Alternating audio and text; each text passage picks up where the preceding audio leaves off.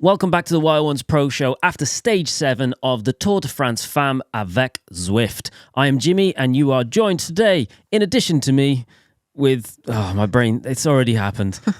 Producer Emily. Hello. And cycling journalist Katie. Hello. I would actually say that was your best one yet. It was until I started fumbling. Well, thank you to Garmin and Van Rysel for supporting today's show. Now, we will hand it over to Katie to talk us through the day's highlights.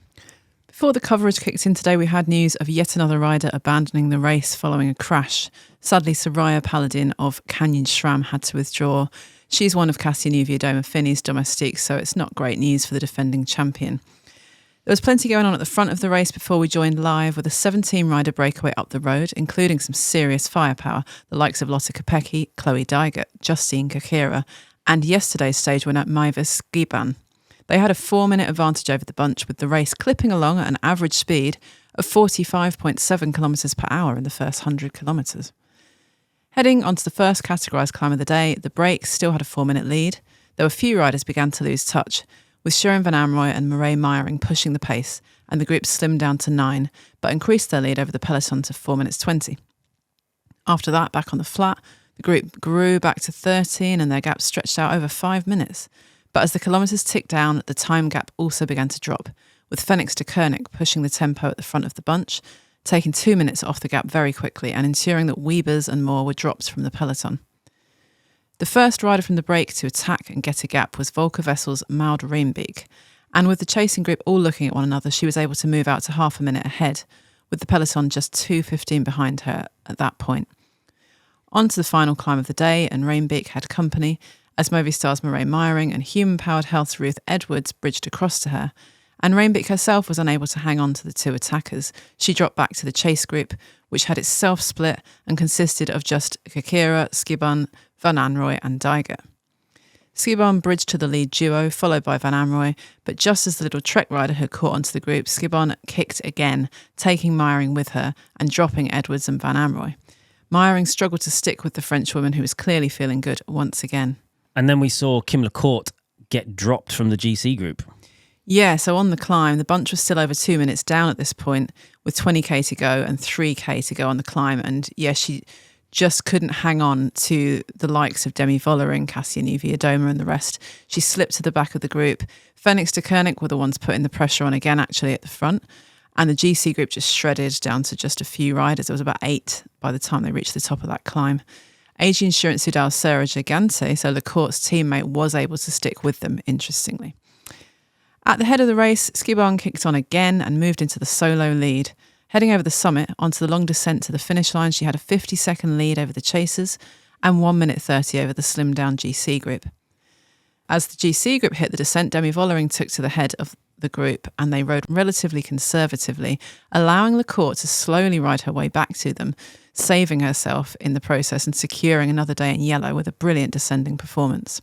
Up front, Skiban once again pulled off a truly impressive performance to take her second solo breakaway victory in as many days. Behind her, her countrywoman and fellow Breton Cédrine Cobal also attacked on the descent to bridge to the chasers, and she managed to catch and pass Ruth Edwards to snatch second place. She also got 6 bonus seconds and beat the rest of the GC contenders by 9 seconds. And it was another French one too. Skiban is class. I don't know how to pronounce the name exactly, but I'm, absolutely mint. Yeah, we love her. She's great. She's just 2 days, 2 brilliant attacks. She's clearly feeling just $1 million. Just the confidence boost from yesterday, the fact that she obviously has great legs, and that freedom that she's got. We mentioned yesterday with Longa Borghini having retired from the race. She's too far down GC to have a proper tilt really at the GC battle. So she's free to just go for it. And this is what happens when a rider's given that freedom and has that confidence. Really cool. Her technique on the bike looks like someone that just loves riding bikes, and her descending techers is like, it's just fantastic. It's great to watch. Really, really, really nice to watch. And she's only 23 as well, so plenty more years to come for her. Well, I think what we have probably seen is the formation of one of the next greats.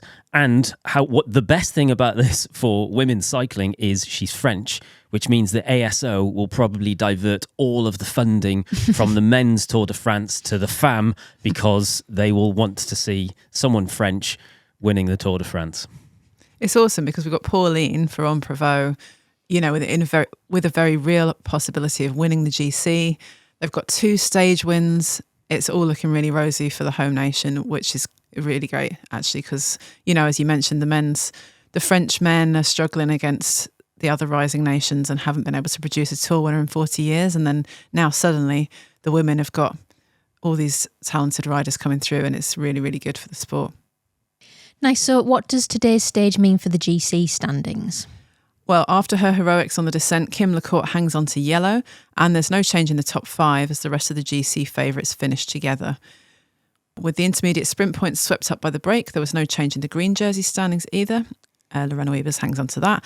And with Elise Chabet's sizable lead in the QOM and none of her closest rivals in the break, that also didn't change. The polka dots remain with Chabet, although Skiban moves up into second place in those standings on the same number of points as Silke Schmolders.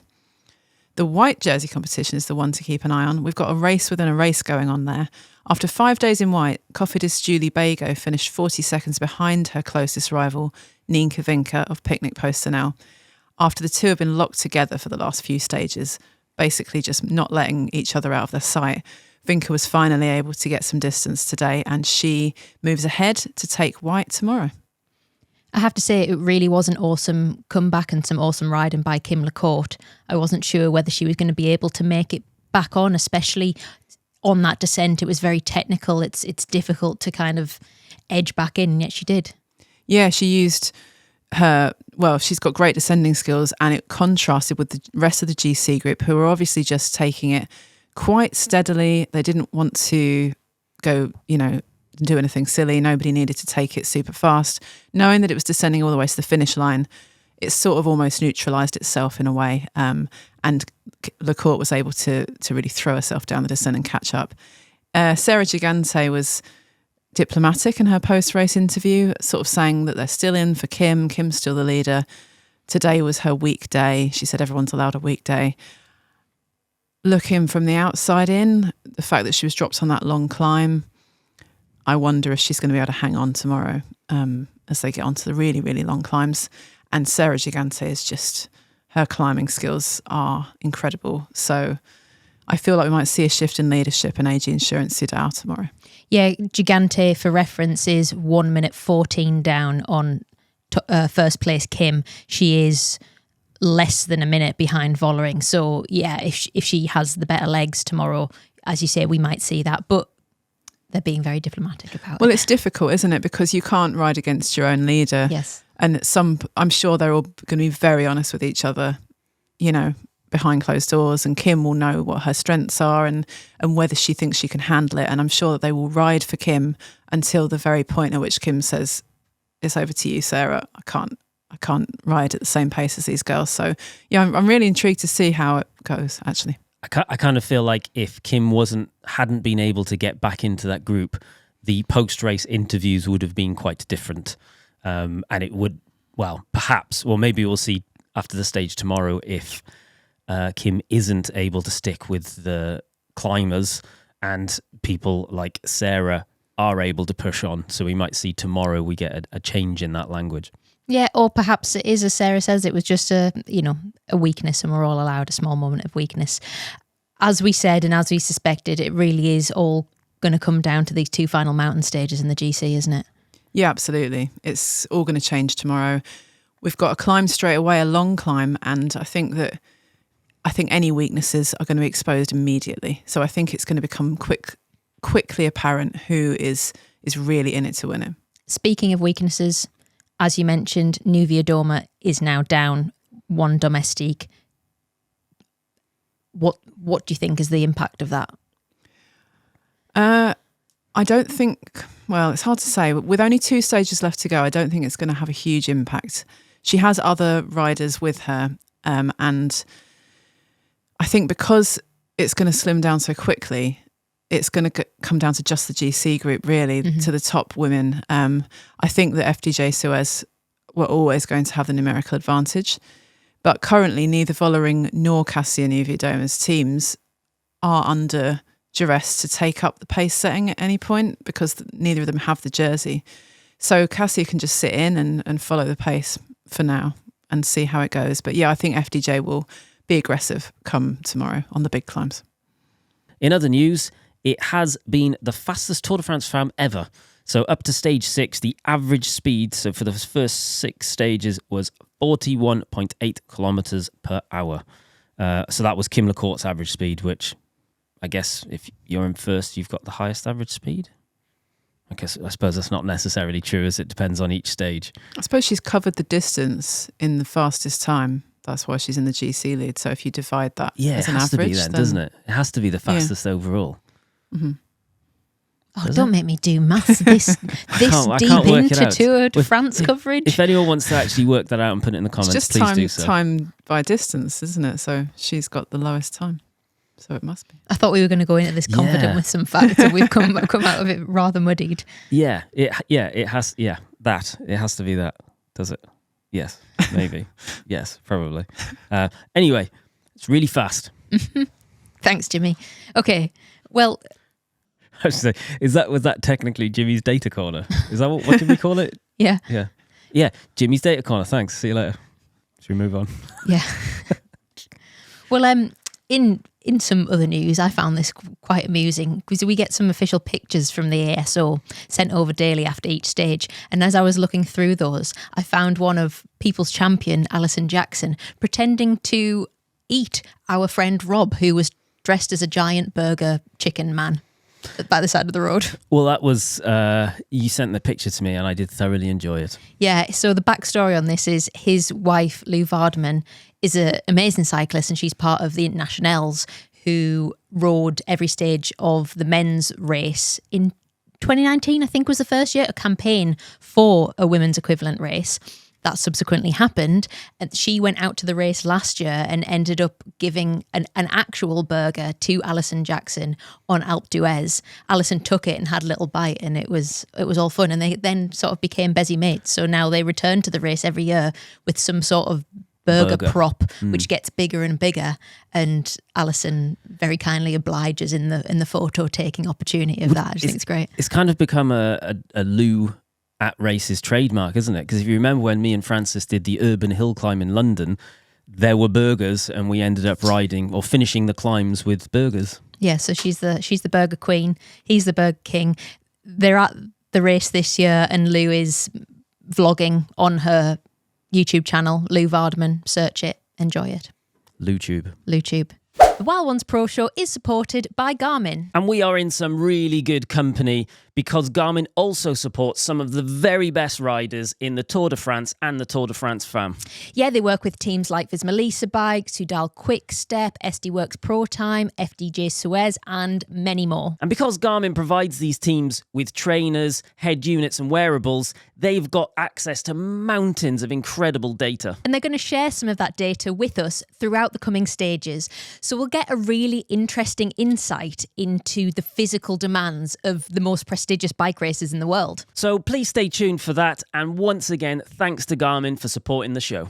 How would you like to win a Van Rysel RCR-F 105 Di2 worth £5,000? I would love to. I've ridden that bike. It is proper good. Well, sorry, Jimmy, you can't. But one of our UK listeners will, thanks to our sponsor, Van Rysel. That's class. The RCR-F is literally a Tour de France race bike. Yeah, the official bikes of Decathlon, AG2R, Le Mondial. The 105 version has the same grade of carbon that the pros ride. So to enter the draw to win this bike, click the link in our description. You must be a UK resident, age 18 or over, and T's and C's apply. One winner will be chosen by Van Rysel and contacted by them a week after the draw closes at midnight on August 4th. I sound like one of those radio adverts, don't I? No, it wasn't fast enough. So good luck, and thanks to Van Rysel for supporting the Wild Ones Pro Show. So I think it's about time that we find out exactly what's coming up on tomorrow's stage. I am told that we will have coverage from the start. I should hope so, because there's a Cat 1 climb to start off with. Yeah, we'd be gutted if we didn't see it all kick off from flag drop tomorrow, because it certainly is going to, I think. So yes, we do have full coverage. It's going to be great. It's time to head into the Alps for a final weekend that will decide the GC once and for all.